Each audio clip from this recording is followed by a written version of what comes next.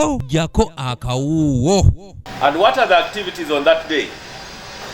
They will compile the NRM Women Voters Register at the village level. Akakiiko akatwala ebyokulonda mu kibiina ekiri mu buyinza ekya NRM nga kulembeddwamu ssentebe waako Dr. Tangodoyi kannyonnyodde ku nteekateeka ze balina n'ebyo byakyusiddwamu mu nteekateeka z'okulonda obukiiko obw'abakyala oluvannyuma lw'akakiiko k'ebyokulonda okwongezaayo enteekateeka eno. After the National Electoral Commission suspended election, the earlier roadmap was also suspended.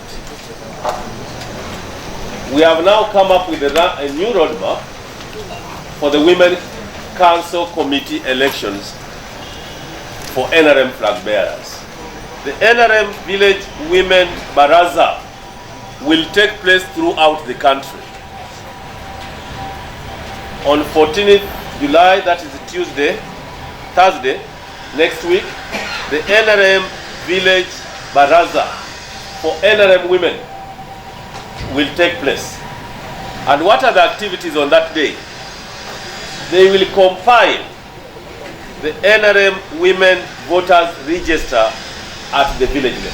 Okusinziira ku Tangodoyi agamba nti singa banaasanga nga baagala ekifo kimu bonna balemeddeko ng'era bagaanyi n'okukkaanya baakubalekanga bo abagenda mu kalulu bafuna ekyokwesalirawo. Of the list of women in a village, they will then either agree through consensus, or if they don't agree on who takes which position, they line up and vote. We are encouraging consensus. Ono atulaze n'enkalala ezinaakozesebwa mu kulonda kuno nti era tewali yenna agenda kukkirizibwa kujingirira biwandiiko ebikwata ku nteekateeka z'okulonda. So all village registrars, we have 250 villages in Uganda. All of them will have this register. All of them have registrars at village level.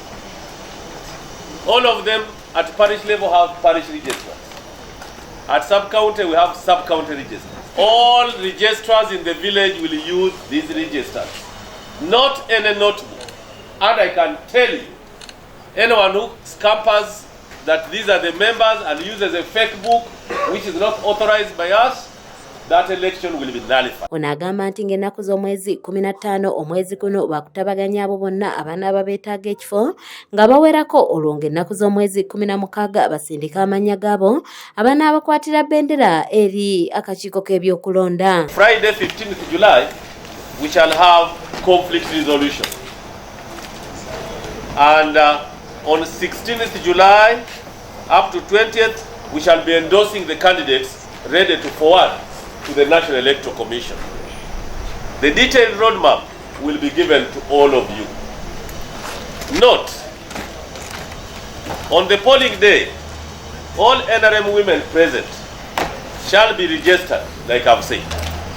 The presiding officer shall read out the elective positions: chairperson, vice chairperson. Tangodoyi era alumbye n'atwala ekibiina kya DP Nobert Mao ku ebyo byayogeddwa olunaku lw'eggulo ng'akakiiko k'ebyokulonda bwe kaayongezaayo enteekateeka z'obukiiko bw'abakyala olw'okuba nti NRM yali teyeetegese, ng'ono agamba nti bino byonna bikyamwera abyogeranga ye omuntu. Electoral Commission, every political party has its own organizational mechanism.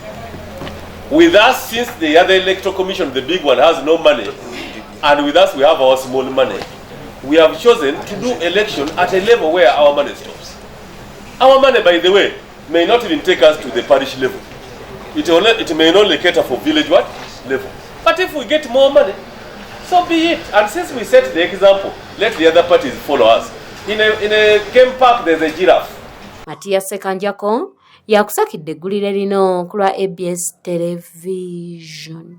We also have a team from the Secretariat which is now going to go to the field and ensure that the smooth process continues.